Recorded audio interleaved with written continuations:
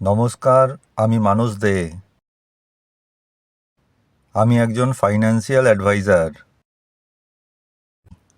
আমি mutual fund, life insurance, health insurance, fixed ডিপোজিটের উপর ডিল করি।